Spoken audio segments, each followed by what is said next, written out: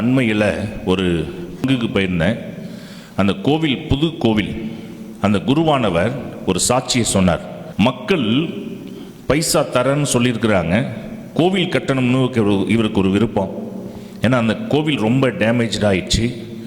அங்கங்கே செவரெல்லாம் வெடிப்பு விட்டு விழக்கூடிய ஒரு சூழல். மக்கள்கிட்ட சொல்கிறப்ப சரி நம்ம கட்டலாம், நாங்களே சப்போர்ட் பண்ணுறோம் அப்படின்னு சொல்லி கோவிலை மக்கள் காசு தருவாங்கன்னு நம்பி தரமட்டமாக இடித்து போட்டார்.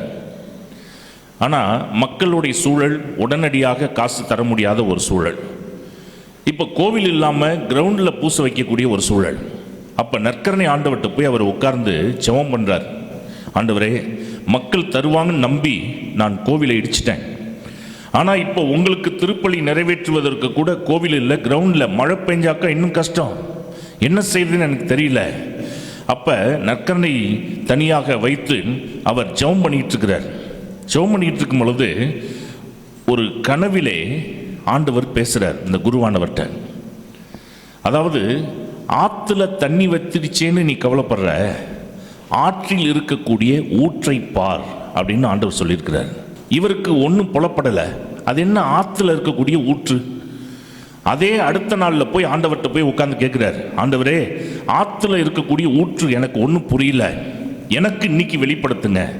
அடுத்த நாள் கனவுல ஆண்டவர் வெளிப்படுத்துகிறார்.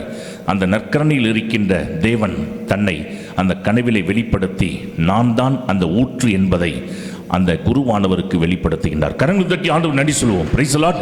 1 மணி நேரம் நற்கரணை சந்தித்துக் கொண்டிருந்த அவர் அன்னையிலிருந்து 3 மணி நேரம் மணிக்கணக்காக நற்கரணை பிரசனத்தில் உட்கார்ந்து ஜெபிக்க ஆரம்பிக்கின்றார்.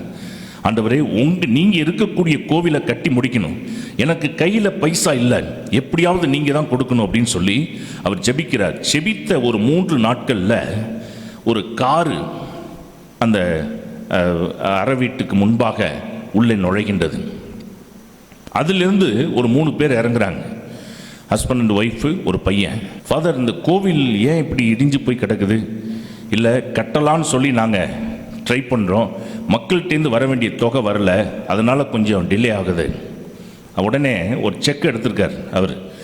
முதல் தொகையாக ஒரு 50 லட்சத்தை அவர் சைன் பண்ணி, ஃபாதர், இந்த கோவில் வேலையை ஆரம்பிங்க, மீதி இருக்கிறது எவ்வளவுன்னு சொல்லுங்கள், நான் ஃபுல் செலவையும் ஏற்றுக்கொண்டு நான் அந்த வேலையை செய்து முடிக்கின்றேன் என்று அந்த ஒரு குடும்பமே அந்த கோவிலை கட்டி முடித்திருக்கின்றது. கரங்கள் தட்டி ஆண்டவருக்கு நன்றி சொல்லுவோம். Praise the Lord.